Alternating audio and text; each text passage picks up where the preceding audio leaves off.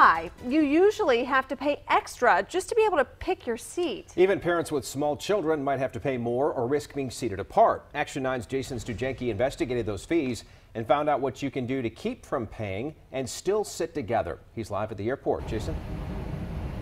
Yeah, well, Scott, I wanted to check this out for myself, so I checked flights from here to Los Angeles. On American, it was $50 more to pick your seat. On Delta, $60 more. So for a family of 4, you're talking hundreds of dollars more.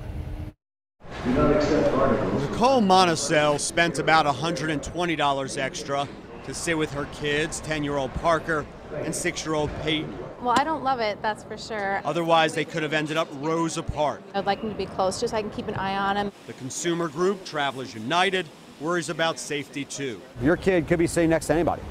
They could be, and we know that there are incidents of assault on flights. No federal agency tracks overall assaults on flights, but the FBI says sexual assaults on planes have gone up 66% in 3 years. Your 12-year-old or your 5-year-old is going to be sat next to a stranger, and we know that you don't have a background check other than a no-fly list to get a seat on a flight. If you don't want to spend extra, don't. Then, when you get to the gate, ask the airline representative if you can sit next to your child. Many reps will look for a solution quickly so the plane takes off on time. If that doesn't work when you get on the plane, ask the flight attendant. He or she can usually sweet talk someone into switching. If that doesn't work, ask someone yourself. Many people don't want to sit next to your child any more than you want them to.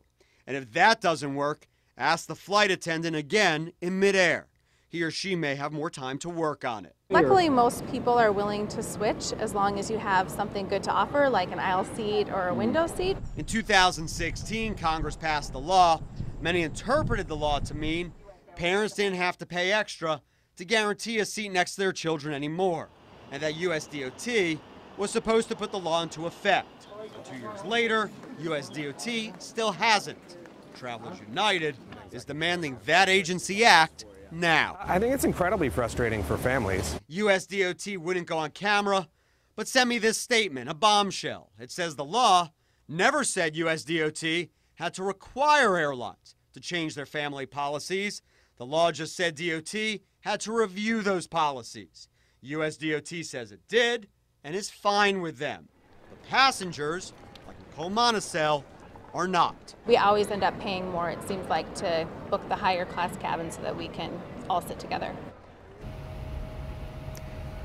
Now, we posted those policies on WSOCTV.com. And one more thing, if all else fails, go ahead and complain on social media. Experts say airlines tend to listen to that type of criticism the most. Of course, it may not help you on this flight, but it should in the future. We're live at the airport. Jason Stujenki, Channel 9 Eyewitness News.